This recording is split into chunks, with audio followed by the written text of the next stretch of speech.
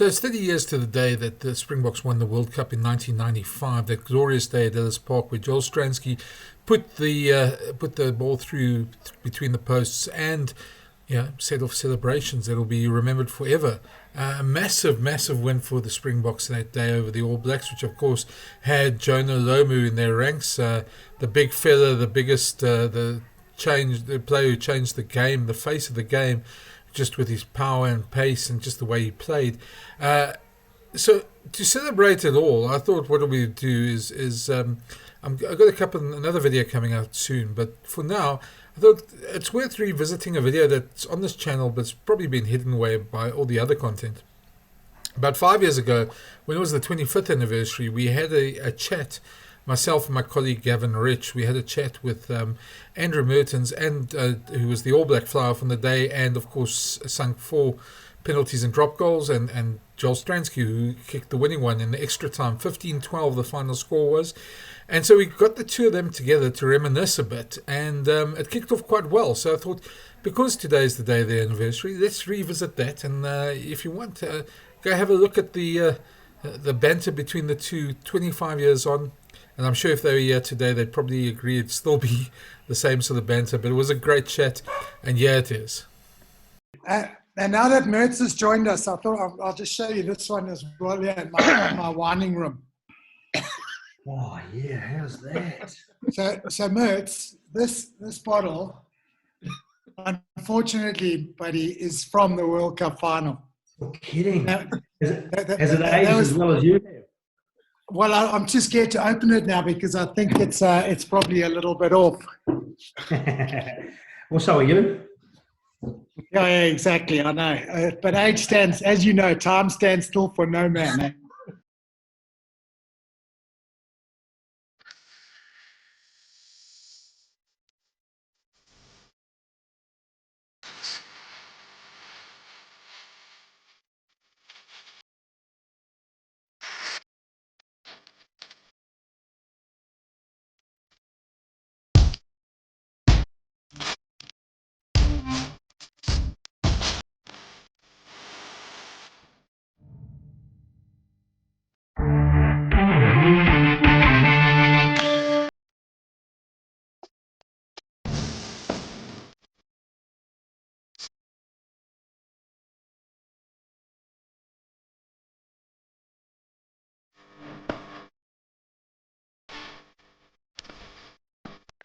Guys, welcome.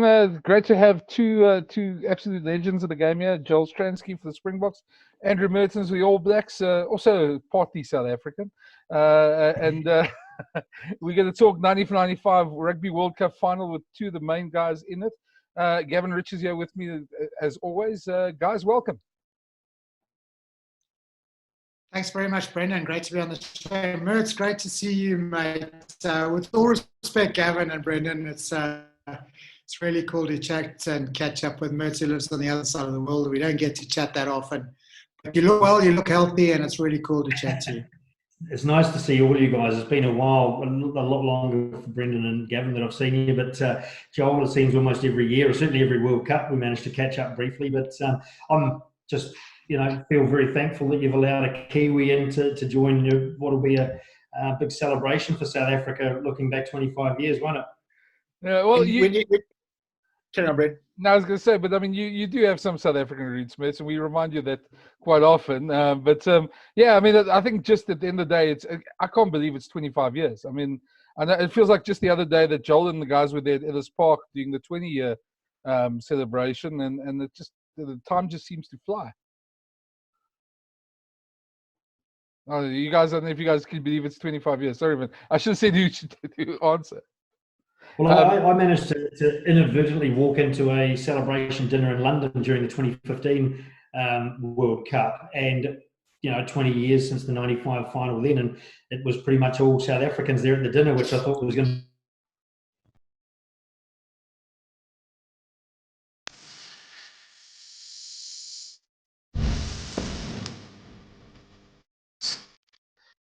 Just on that, maybe going into that, maybe let's go back a week after that, the semi-finals, because today is obviously the semi-final day as well.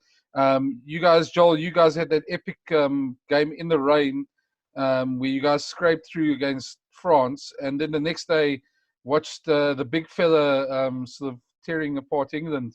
Just take us maybe back to that.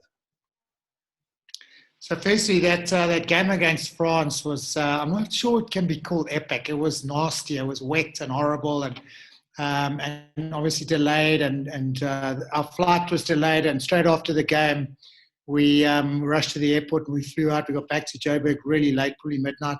The guys who lived in Joburg and Pretoria were allowed to go home. And I think that was probably the significant factor. That us guys from the coast, we weren't allowed to because Kitch Christie wanted us all to stay at altitude.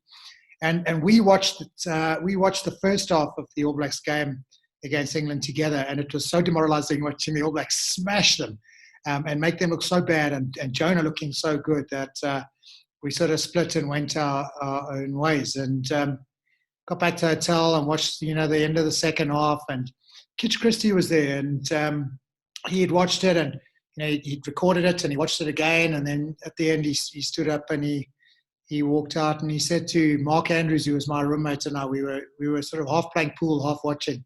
He said, "Oh, we can beat those guys." And I think that was probably for us the first time where I thought, well, if he thinks we can beat them, maybe we can, because they had been just devastating against England. They'd been sensational. And I think up until then, to be fair, Mertz, you guys probably not really been tested. And, to play against that really good England side and make them look so average and win so comfortably, and for Jonah to have been just so enormous and powerful and strong and skillful, and everything he did just turned to magic, was probably for us the first time we really took real notice of any of the opposition we play against. Yeah, and it was one of those games where everything went our way, particularly at the start. And Jonah was phenomenal, but it was just everything went for us in that first 25 minutes. I think we were up 25-0 after 20 minutes. And so I think when you look at the remaining 55 or 60 minutes of the game, England maybe actually pipped us on points for the rest of the game. We just got off to such a great lead. So, they worked their way back into it. Will Carling scored a couple of tries, which must give everybody some hope playing against the All Blacks. So England had come right back into it. So it doesn't surprise me probably at all that a coach sitting there watching going, okay, well, let's take aside the score. Let's look at the action. And England really was able to put some heat on these guys in the second half particularly. So, we certainly weren't complacent. We had been able to dictate terms. We've been able to dictate the pace of the game all the way through the tournament, and not taking anything away from the other teams. Ireland had hit us really hard in the first 15 minutes, but then we had things our own way, I guess, the rest of the game. Wales weren't particularly strong. Even in the quarterfinal, we didn't play particularly well and still ran up quite a lot against Scotland. And so we didn't think, that we were a laydown to win or anything like that. But certainly the drums were beating a lot after that England game, thanks to Jonah. Does it, history, you say that you weren't complacent, but history has sort of repeated itself. And certainly in this last World Cup, in reverse, it was England who really gave the All Blacks a good beating. And I was interviewed by actually on a podcast, and by one of the English newspapers over there. And they were very confident. They were extremely confident that they were going to go on and beat South Africa. And I said, listen, I was at Newlands in 1995. And I said, nobody gave South Africa a chance after seeing Jonah Lomu run all over England, and Michael Catt, obviously, in particular. And it was on that basis that I thought that, South Africa had a real chance in that final, because it must be very difficult, even though you weren't complacent, it must be very difficult to go into a week of a final on such a high and being seen as favourites. Certainly, maybe not in South Africa with the South African, but certainly everybody else was backing you to win quite comfortably. Well, I think just human nature means it is quite hard to achieve, standards like that 2 weeks in a row. And that's not an excuse for the final at all. We sure as hell did not think we're going into this final and this is ours to lose or anything like that. We'd come into the tournament as fifth favourites. The year before, we'd drawn a series in New Zealand with South Africa. We'd lost 2-0 in a series to France. We came in as fifth favourites, and we weren't really considered by many people throughout the tournament. So we were playing each game as if we were playing the next team that was above us, So there was the same feeling for South Africa. There was, promise you, there was no thought within our team of, we can just step out and recreate that again. At the end of the day, we couldn't. We threw everything into it in the final. and South Africa was the first and only team that really stood up, knocked us over, took the wind out of our sails, took away our time, didn't let us dictate the pace of the game, and they did that so well, and we weren't good enough to overcome that. I'm glad you remember that 1994 series as a draw, because the last test was drawn, but actually the first two tests New Zealand did win. And Joel, that was a series that you missed, and I know you felt pretty miserable about missing that series because you should have been on that series, given the players that went. How much did winning the World Cup make up for? I mean, they obviously don't compare, but I know when I interviewed you for the book last year, you said that it really did make up for the fact that you didn't go to New Zealand, something you'd love to have done in your career.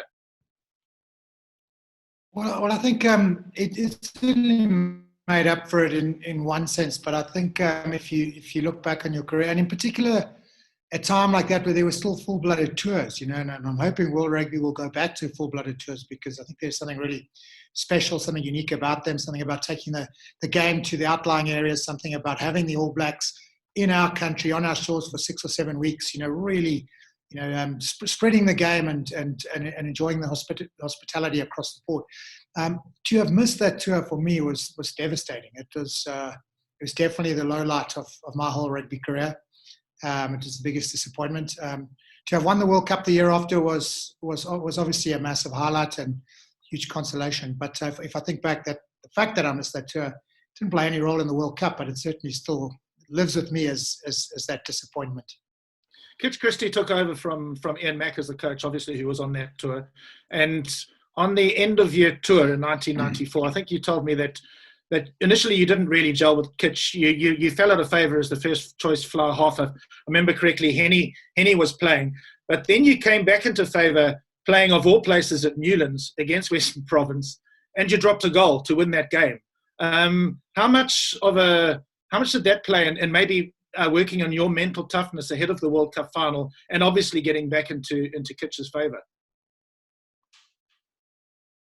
So I think, like any coach, any player, I mean, I would tell you that Kitch's greatest asset was his ability to understand people, to get to know them, to understand them, and to bring the best out of them. And I would say that not just as individuals, but as a collective as well. He had this ability to take a Joel Stransky, who's very different, and a James Small, who was a creature of the night and thought differently, behaved differently, was, and get them to work incredibly well together. And I think it took a bit of time to gel with them. But I think that game at Newlands was Kitch's real test for me. I think he picked me that game, and the other warm-up game he picked Henny to play against the Sharks in Durban, or in SA15 in Durban. There was a weaker side. But in that Western Province side we played against at Newlands were 3 or 4 players who fancied themselves of being in that Rugby World Cup squad, and who weren't. They had a massive point to prove. Tiaan Strauss was devastated, and they just wanted to beat us that day. So to go out on a day like that and be tested and get banged up. I got banged up. I had some stitches in the first half, I think.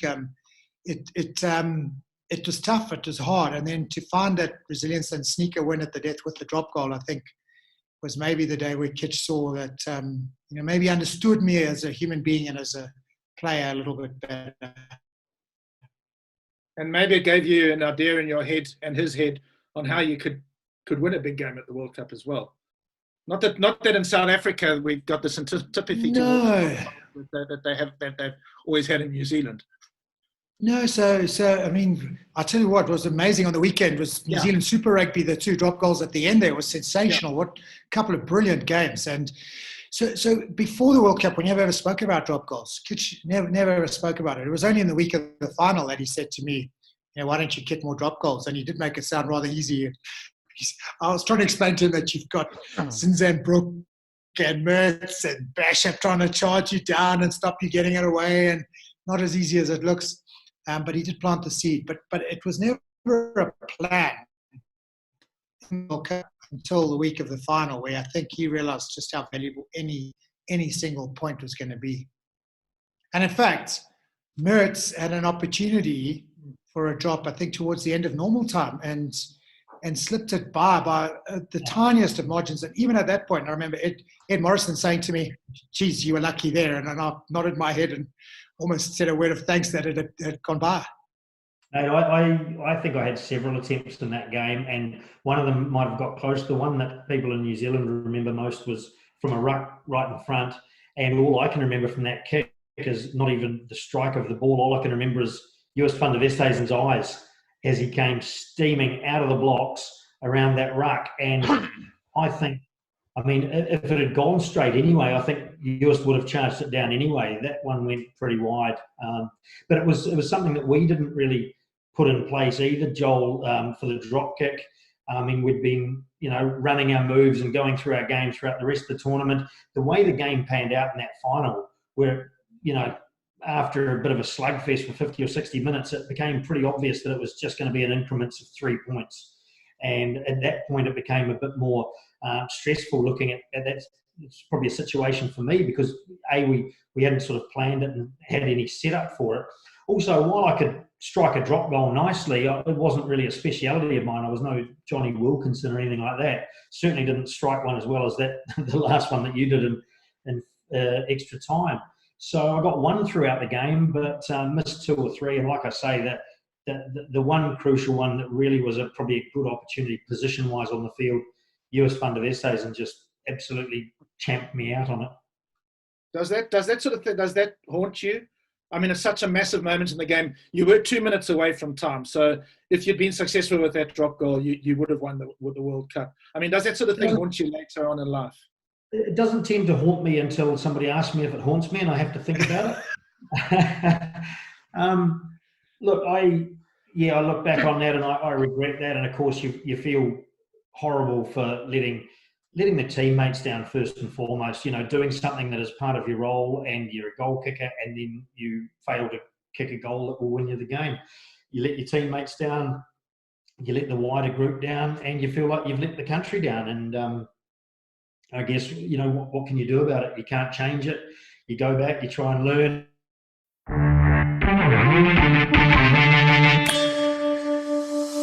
But I think listen, we can just pick it up where I'll fix it in editing and that, and I'll sort something out. I can't remember. We were talking. I think the last we were talking, what I can remember is Mertz saying about how the missed drop goal haunted him. I think that was we were. No, he didn't. No, I think Joel had just started talking about his drop goal. I'm gone.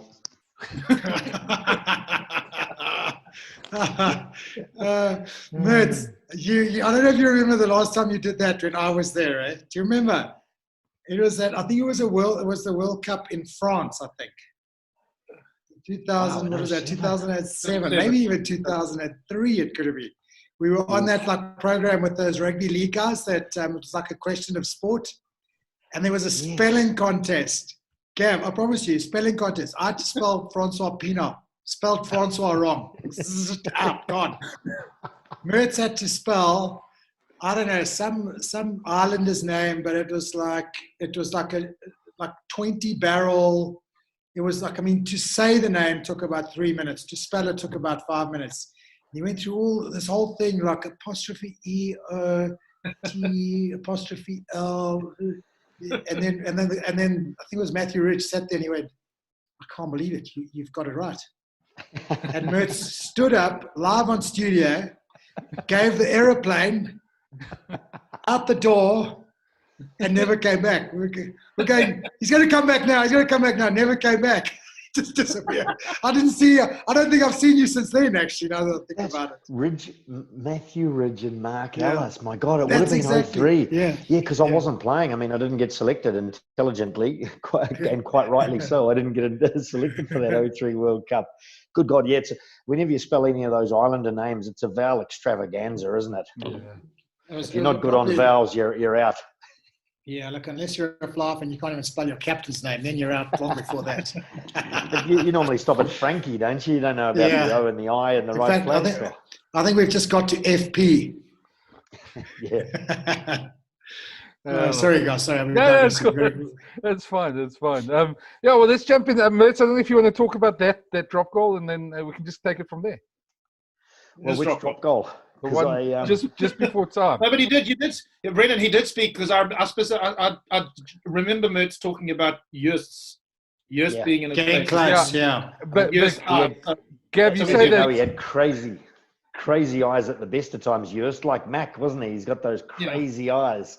And even more so then, I could just feel them boring through me. And if I hadn't got out of the way, if I hadn't missed the drop kick and got out of the way quickly, I reckon Just would have bored through me himself.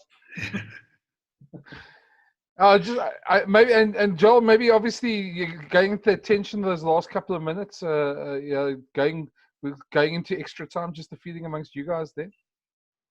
Yeah, so we'd seen the drop goal go close, and in fact, even then, and I think I said it earlier, Ed Morrison even gave me a look saying, geez, you guys were rather fortunate there, and we were, but as we'd said all along, we felt we were the fittest team at the Rugby World Cup. We'd spent many days and hours and long days making sure we were really fit and really well prepared. So, when we got to extra time down there on the field, our thought process was, well, this is going to suit us. We're strong, we're fit, we hung in this far. It's going to be a tight game, but we're well positioned to go on and win this.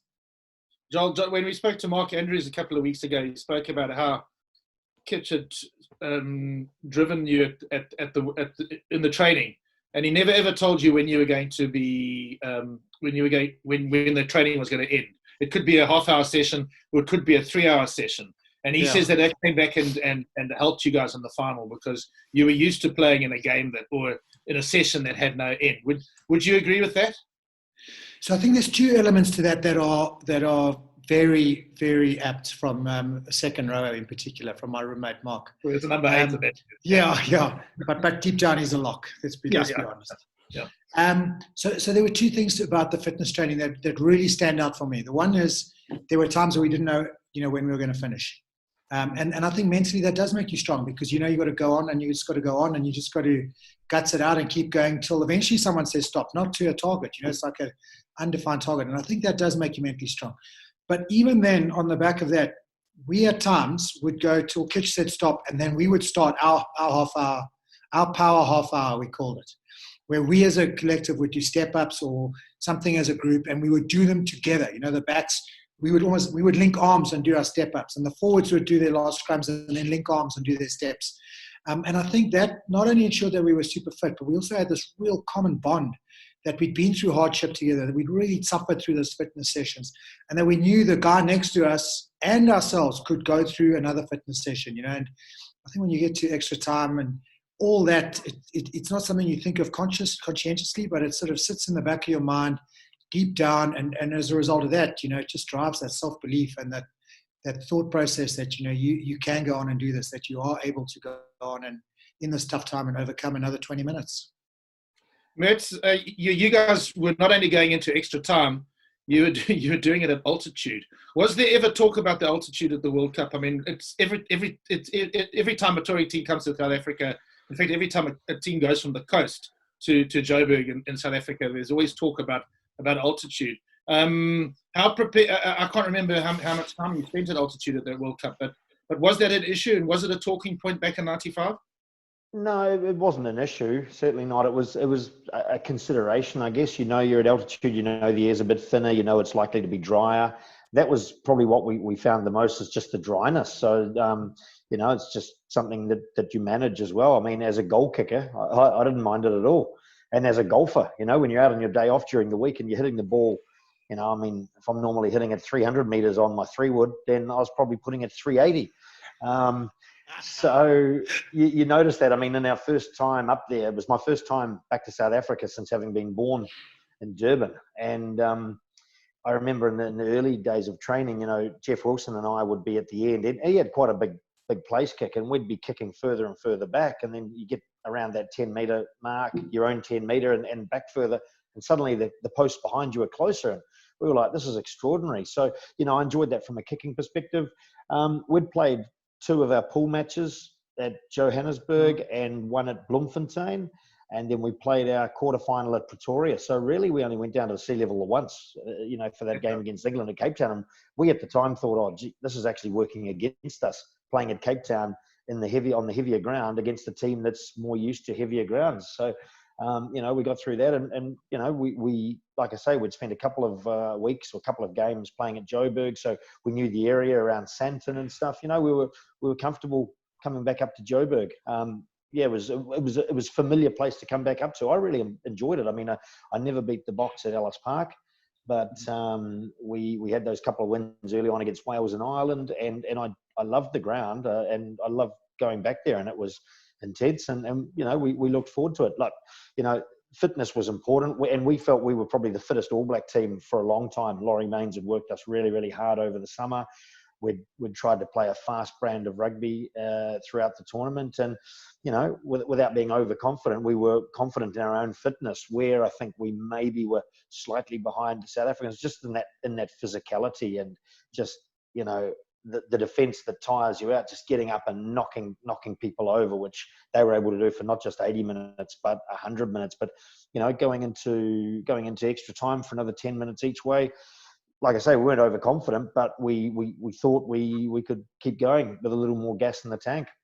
I only just looked at the kind of the score development throughout the game the other day, and I hadn't realised that we were down 9-6 at half time. So we'd managed to win a pretty gritty second half by 3-0, and then I think we took a 3-point lead going into that extra time as well before Joel got in and sorted out the historical moment for South Africa.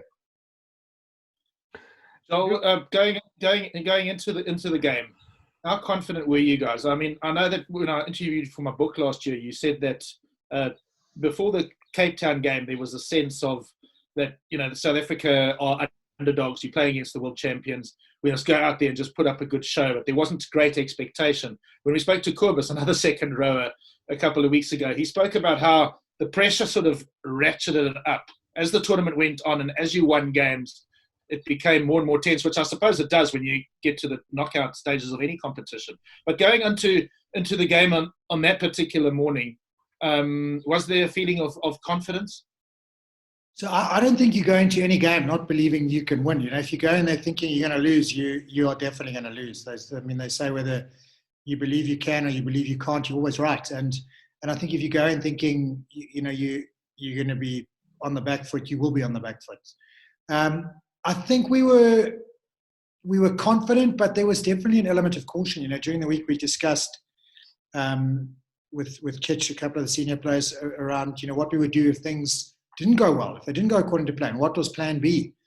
And we worked on a Plan B, and to be quite frank, we were terrible at it. And eventually we said to him, "Listen, coach, this is awful. We're hopeless at this. We've got to stick to Plan A. And Plan A is a good one for us and our skill set and our ability, and we've got to stick to it." And that proved to be right. You know, and I think statistically, again, if you have a Plan B, you're much more likely to fail on Plan A, and then Plan B fails as well, for sure. So the fact that we eventually went in with one game plan, thinking, you know, we had a chance of beating these guys if we could just, you know, maybe shut Jonah down a little bit and stop him scoring tries and getting them over the game line every opportunity. If we could close him down a little bit, we thought we would have a shot, you know, and we set up our defensive structure a little differently.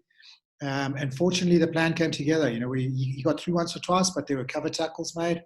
But we managed to stop the All Blacks from scoring tries, and that was probably the most critical thing. And the longer we managed to hold on, the more confident we grew, the more we believed.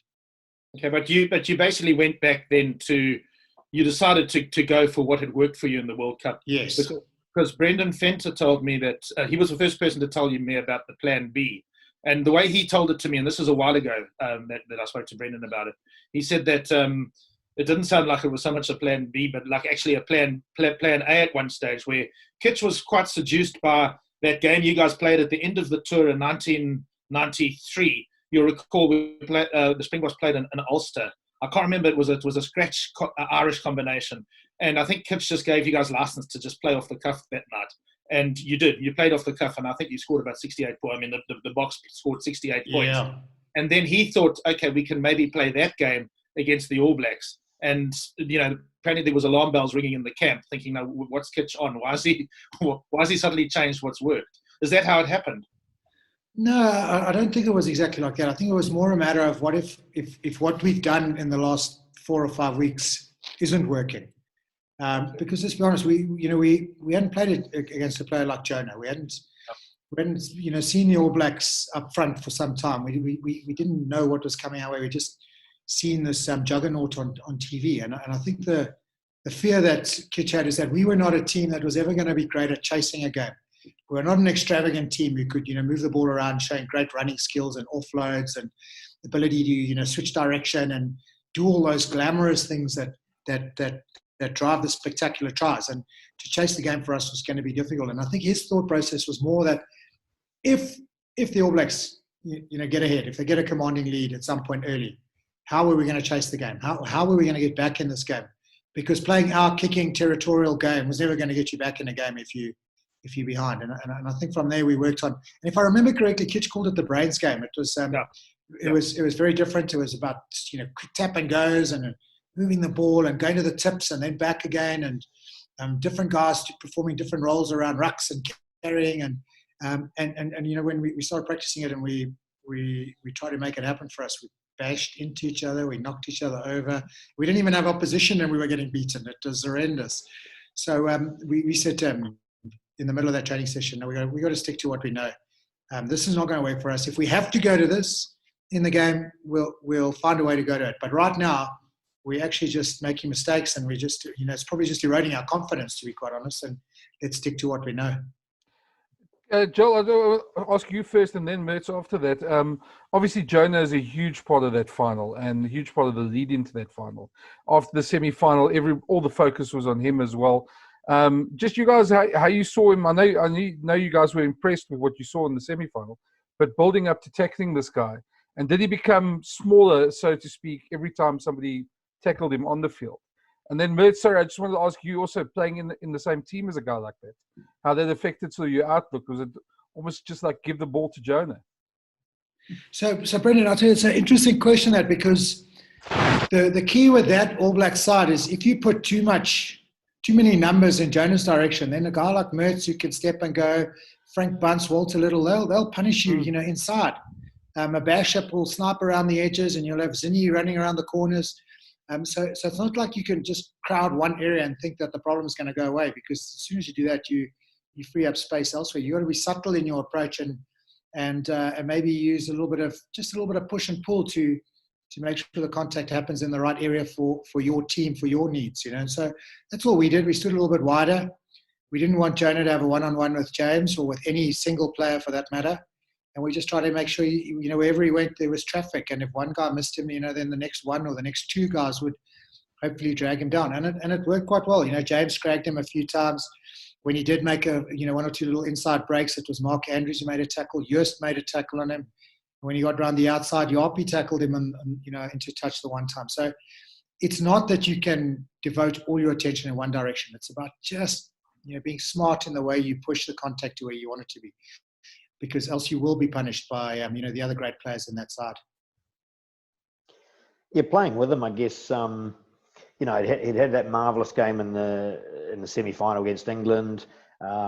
He's, in those days, wings were slightly less likely than these days to come off their wing and sort of have a roving commission, So Jonah was a guy that you wanted to get the ball in the hands of, because if he spent 20 minutes like anyone, if they spend 20 minutes and the ball doesn't come out their way, naturally you're going to lose not a little bit of interest, but you're just not going to be as activated if it does come your way. So getting him the ball was important for the team, because, he was obviously quite a big spark for us. So I think in hindsight, maybe we tried to get the ball too simply and too much to him, but we did want to give him the ball, and he was a big part of it. You're right, Joel, guys like Bunce and Little in the midfield, they can hurt people on attack as well. And I think they were the same, just trying to get the ball out to Jonah. And, as a result, like Joel says, there weren't gang tackles on Jonah. You're up really, really quick on him,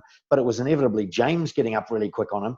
If he did happen to miss him or whatever, Yapi was there as well. But it's, they were just quick and decisive hits, and guys went low on him, and they were very, very committed and chopped him down. At the same time, he's always going to be a threat right the way through the 80 minutes. So, you're talking about wanting to stick with your plan A. We did too. We got a lot of criticism from New Zealand afterwards. Oh, you should have changed the game. You should have tried not to move the ball around. But problem with that was, as you say, we were comfortable with our plan A. It had worked very well. We knew it worked when we executed well.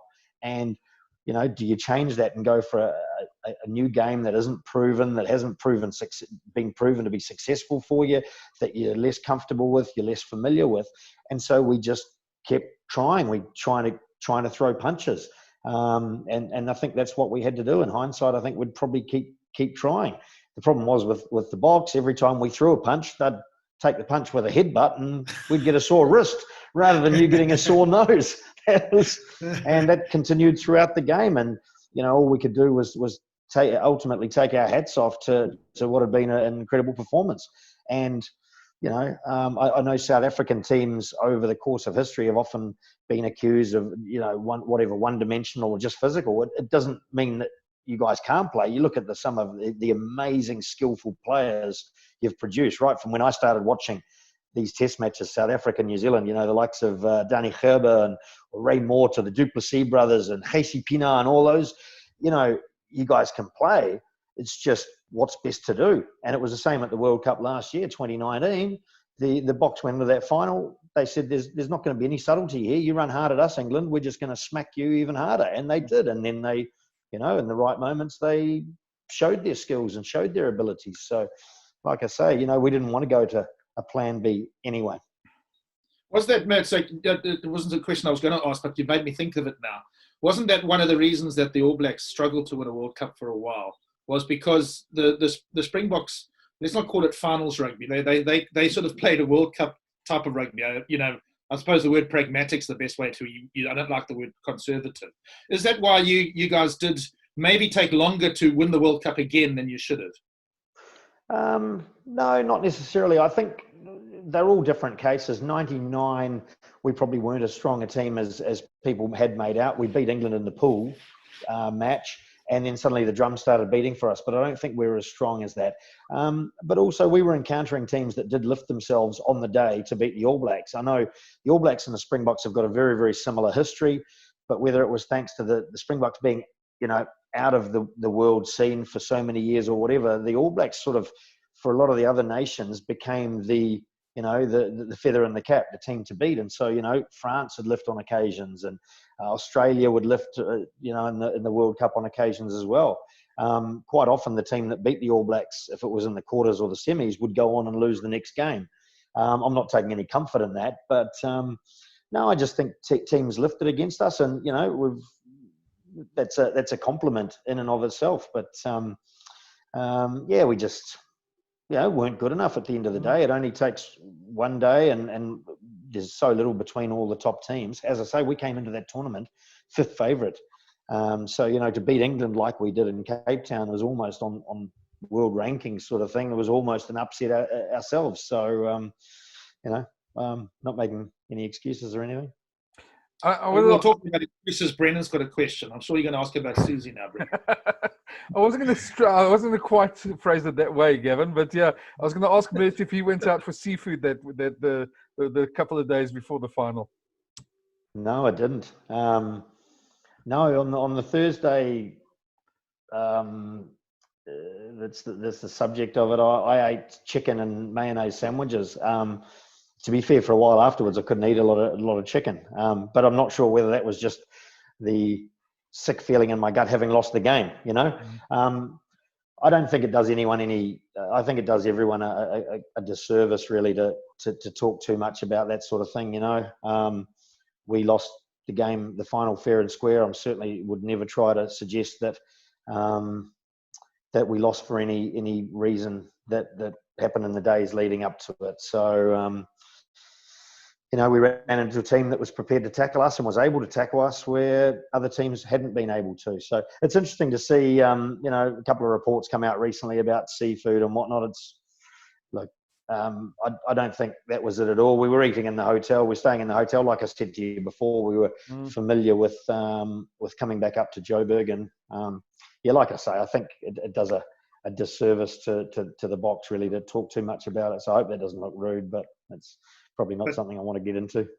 Okay, because you guys were, you don't want to talk about it, but I was in the press box that day, so I never noticed this until I watched it later on TV.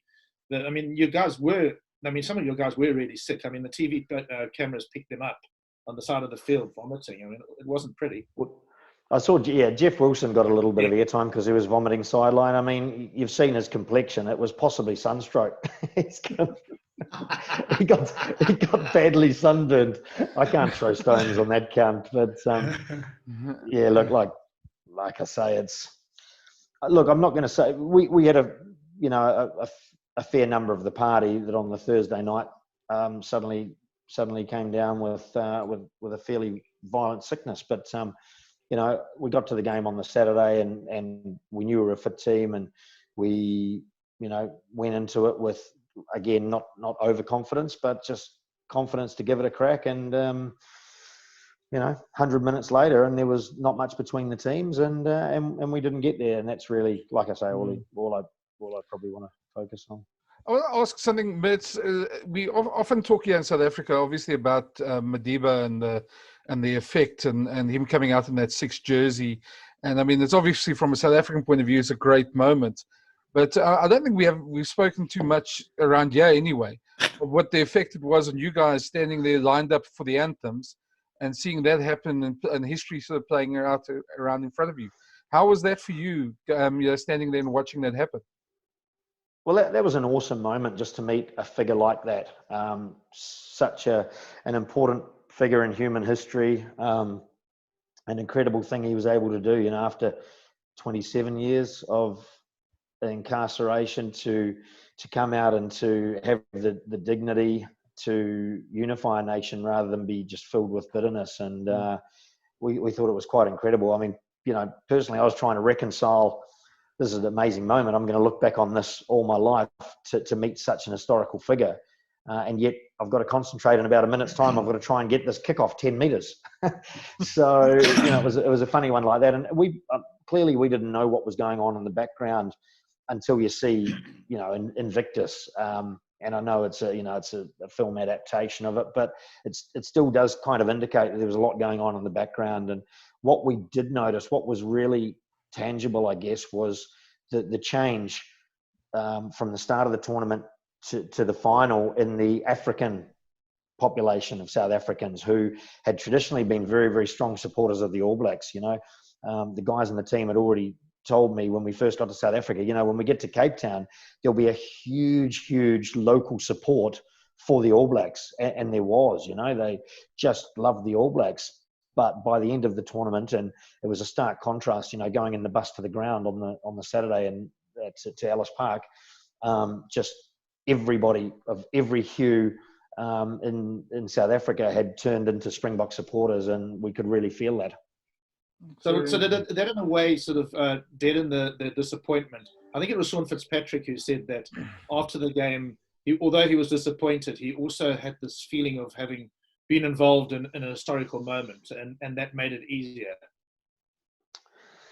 Yeah, I'm sure he said that with the intent of being gracious too, that's quite big for Fitzy, to be honest. He's a cracking bloke. He was my first All Black captain. I absolutely love him. He's been awesome to me both during my career and afterwards. But yeah, look, it wasn't much consolation.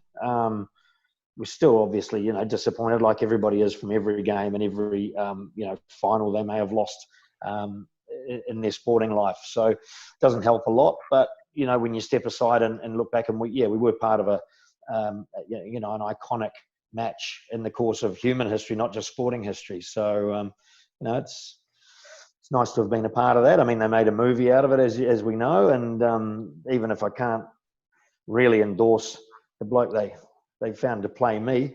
I think they found me for that matter.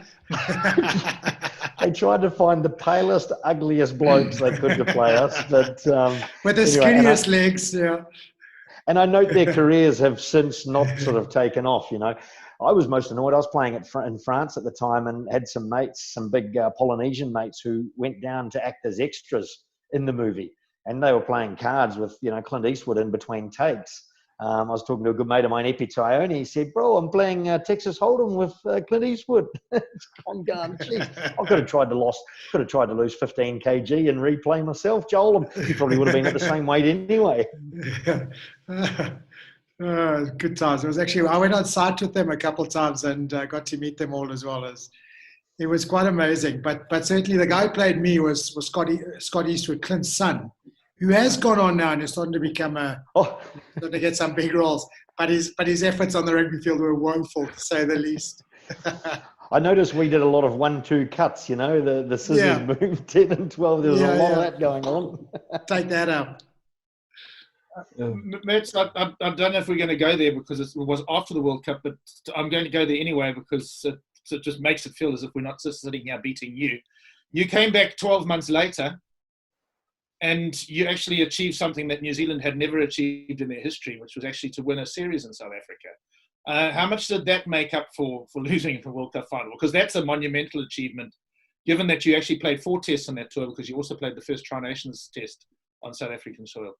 Yeah, look, it was an awesome achievement. Great to be a part of it. But look, I don't mind you beating on me at the moment. It's 25 years since 95, and that's what we're here to talk about. And I've got no problem with that. We'll have our moment next year, maybe, but it won't be a World Cup memory. But yeah, look, I think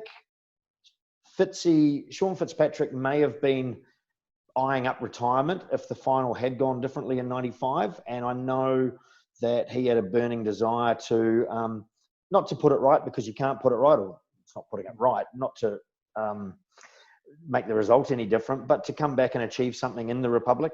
And yeah, it was huge next year. And we knew that one test being the Tri-Nations final test and then the next 3 being the official series, we knew that we really had to try and win it 3-1 to make sure that it didn't turn into a 2-1. Oh, plus the Tri-Nations game. Yeah, that counts. So it was good. I missed the middle 2 tests. I came back to contribute to the Springboks loss, the Springboks victory in the 4th test at Ellis Park again, my old favourite.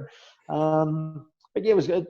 It's a huge part of rugby history, the Springbok All Black rivalry. And I grew up learning about it. My father had played 5 years in Natal. I grew up looking at his Natal rugby jersey. And just learning the history of the Box All Blacks, from 21 and 28 tour, and 37 you came out and beat us in New Zealand.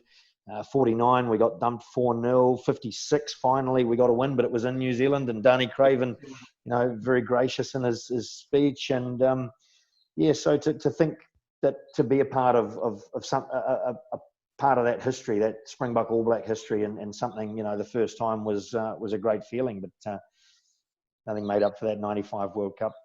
Joel did say in the first segment before Brendan got the power failure last week, he did say that we could go back to the old tours. Would you agree with that? Yeah, absolutely. I think there really should be a place for it. We know how much it's worth to the grassroots, to the smaller areas that don't get the test matches. I think when we look at the success and the passion of Lions tours, and that's coming up next year in South Africa, of course. While that's going on, I can't see why Australia or New Zealand can't have a full tour. These days you can take 2 full squads, you can send your midweek team off playing around the regions and stuff. I absolutely think it should be a big part of it. It's kind of unique in international sport, isn't it, to rugby? So I really do, and I'm looking forward to the Lions tour next year. I'm trying to work out how I get a few gigs there. I've asked Joel, he's got a few things going on. I don't want to do any cycling with you, but golf and Sudoku I'm happy with. You're in. I've entered your team already. You're in. It's just because you want to make sure you have at least one win. No. I just want the Kiwis to come out and watch the Box beat the Lions. That's all. The one thing sorry. No, carry on. I was just going to say it is a fantastic part of rugby, and I think as soon as World Rugby sorts out that global season, and then we can move on. It's a unique sport, and when you look at the travel and the tours and things like that, it's an essential part of our sport, and it's an essential difference, really. So I hope it gets sorted sooner rather than later. I've made a couple of comments in recent years about Super Rugby and the possibility of not being so logistically difficult. It's not because I don't like South Africa at all, because I love the history between South Africa and New Zealand. If South Africa was beside New Zealand, it'd be a no-brainer. We'd be playing all the time. but just the logistics of those time zones and stuff like that. So I'm looking forward to a kind of a world sport. If we want to develop the game, we've got to look at what it's going to look like 20 years down the track, build that structure now so we can scale it, but anyway. I was gonna say, because we've heard some comments, or we've seen some comments out of Australia there for you with Super Rugby, but we were always wondering why you wanted to dump us out of Super Rugby, Mertz. Well, look, it's certainly not dumping. I mean, I think the natural progression is to have, Dubai or Barcelona being in the same time zone. Imagine what South Africa could do developing that region. I mean, ultimately, I think it'll end up being Europe and South Africa in the same time zone. The Americas are in one and Asia's sort of in another. So I think that's where it's going to end up. And, why not have playoffs? I think you should have maybe South Africa hosting all the playoffs one year, New Zealand and Australia maybe the next, Argentina. I mean, so long as the commentary crews, Joel, can keep traveling around the world and eating steak and drinking Malbec over in Argentina, we're happy, aren't we? Yeah, and taking their bicycles with so they can ride the local mountains. That's all that counts. So I don't see you doing that, Mertz. We'll get Mertz on a bike still, don't worry. It's coming. It's not getting on it that I'm worried about. It's how I come off it. Well, you know all about that, though. I've read that book. I just wanted to ask, obviously, about the obvious, the famous kick, Joel. Just what went through your mind and how it felt going through then, and same from Mertens. Obviously, the same question. Yeah, so Kitchett on the Thursday afternoon had asked me why I don't kick more drop goals, and we were at Teachers Training College, which, I mean, their training ground is harder than this table. It was really hard, and the forwards were doing some lineouts, and I was down doing some kicking. Jesipino was kicking back for me. There was no other backs there. Well, I think Johan Roo was there, scrum off, just helping the forwards. And he said to me, why don't you kick more drop goals? He made it sound so easy, and I thought, sure. All right, well, I mean, it's the right question because, come tight games, it is important. And we'd won our last warm-up game against Western Province at Newlands with a last-minute drop goal. So I smashed a few and was hopeless to start. And slowly, after a few, the timing got a little bit better. And got to Ellis Park on the Friday, and the timing was much easier on the soft, luscious field.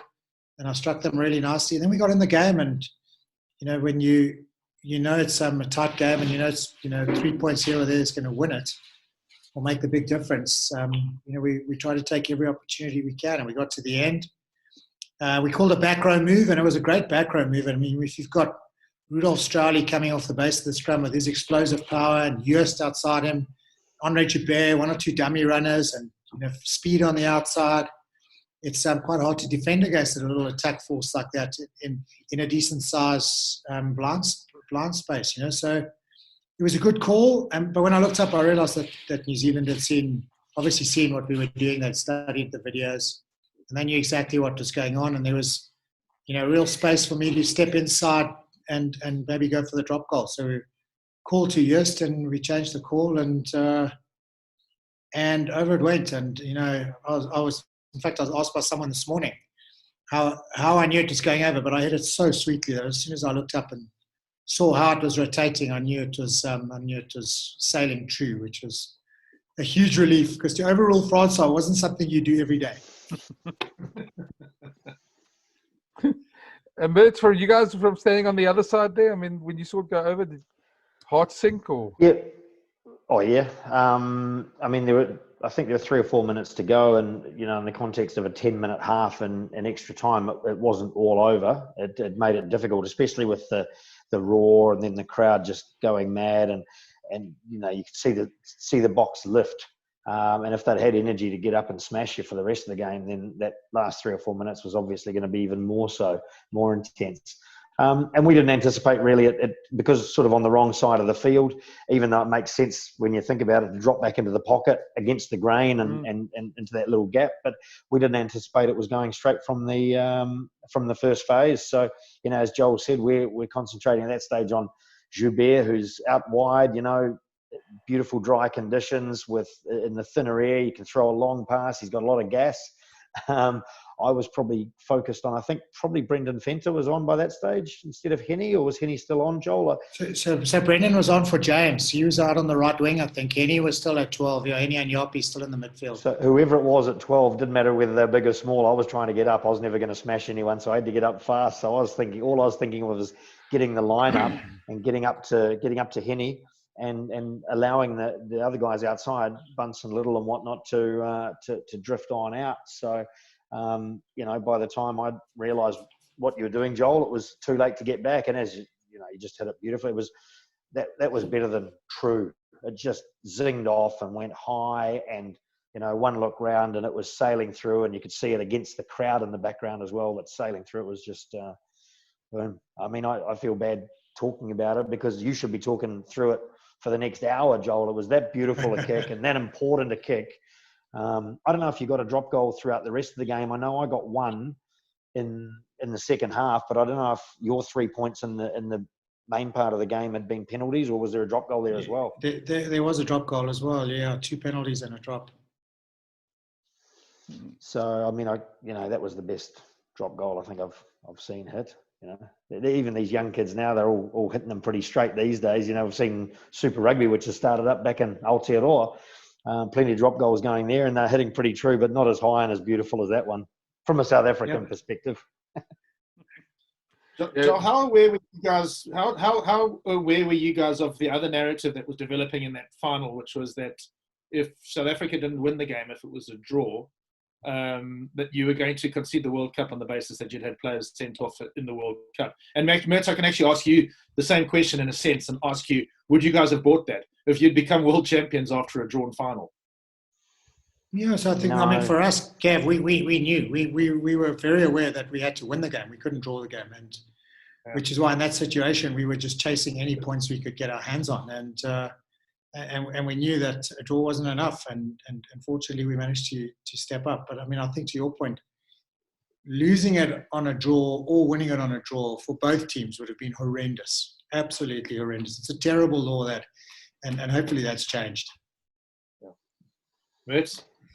I can't even remember whether I knew that or not.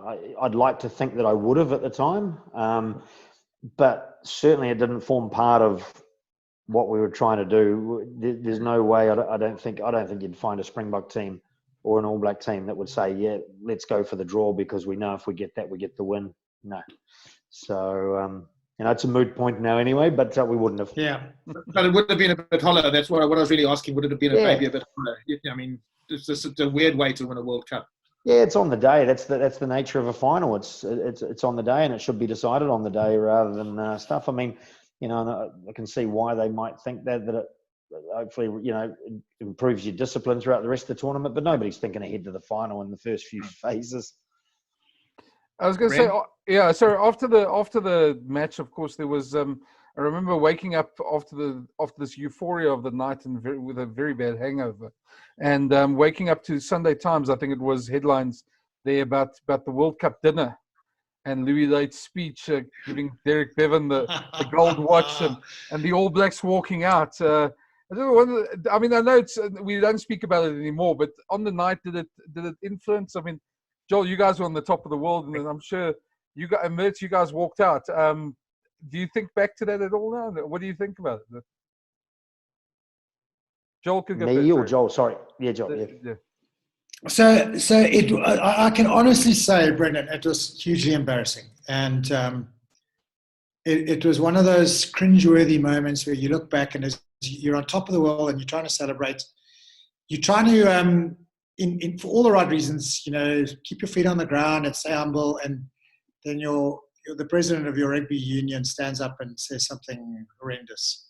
It was a proper cringeworthy moment, and it was something that I think when the All Blacks up and walked out, we sat there. We said, the first thought was, we don't blame them because that's just horrible. And I don't think, to be honest, I don't think we left that much later anyway because it just put such a dampener on the whole evening. But it was really, it was not a pleasant evening, and it was made terrible by Dr. Late. You had a habit every now and then of saying the things he shouldn't say. I can't remember the incident too well at all, to be honest. It's funny how, isn't it? I can't remember whether we knew about the draw rule. I can't remember much about the dinner.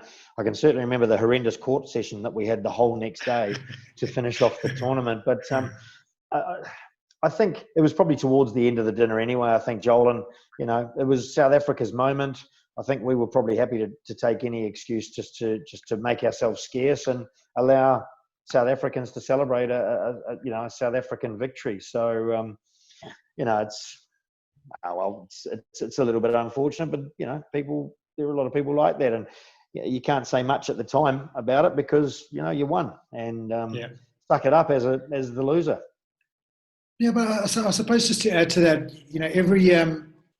every leadership style has its good and its bad side, and let's be honest, Doc Lade ran the rugby in this country unbelievably well in the period he was president, and it was with a common purpose for the Boks to be the best. It was financially sound. Everything you can wish for in a sporting code was well taken care of up until that point, and then obviously the Packer Murdoch thing came along, and there was some controversy there, but up until then, he had done an amazing job. And yes, he was a bit of a bully in the way he went about things. I think it's fair to say that. And if he was still alive today, I would still say it. But on the night, to stand up and say, and I'm sure he was probably a bit sauced, actually, now that I think about it, to stand up and say we would have won every World Cup. Yeah, we would have won every World Cup if we played in them was completely out of line and hugely embarrassing. Yeah, good man. No, it's just, it was, to me, I mean, especially even contrasted even more by the Madiba moment earlier in the day, to have that late on the evening just felt so almost empty at the end of the day for that. On just the last question from me in terms of that, going over to you mentioned the Packer thing after that. How much, I don't know, how was those next couple of weeks? Because you had this great unity, Joel, about winning a World Cup together, uniting the country, and then straight after that, and we've asked Mark this as well, and you guys were suddenly into this negotiations and people doing contracts and talking behind people's backs and secret meetings and all these other sort of things. How much did that play a role in sort of, I don't know, taking away that unity a bit? So I think I don't think the fact that Packer and Murdoch came along and vied for the professional rights to rugby took away the unity. I think the way we behaved in those situations took away our own unity. I think we as a Springbok team, to be perfectly honest, became a little divided around the future of SA Rugby and where we should be, laying our loyalty or casting our votes. We ended up having, final discussions as a divided group as opposed to, maintaining our unity and what got us so far. So it did divide us a little bit. And I think on the back of that, the management changed and Kitch left and Markroft came in, and that divided us even more because he didn't really, want the 95 players to be that heavily involved in his structure. And so it was a team that broke up quite shortly after the Rugby World Cup for a number of reasons. But there's no doubt that the Packer Murdoch scenario brought about professional rugby and has obviously helped create what we have today, which is a wonderful game where the players are well played and deservedly so, rightly so, and it's a huge part of our history. But did we handle it to the best of our collective ability? Absolutely not. Merhtens, you guys on that side of the world as well, how did you guys go through that? I mean, we've obviously focused a lot on South Africa. We I guess, resolved to do everything together as much as possible. And, I was a first-year player, pretty naive.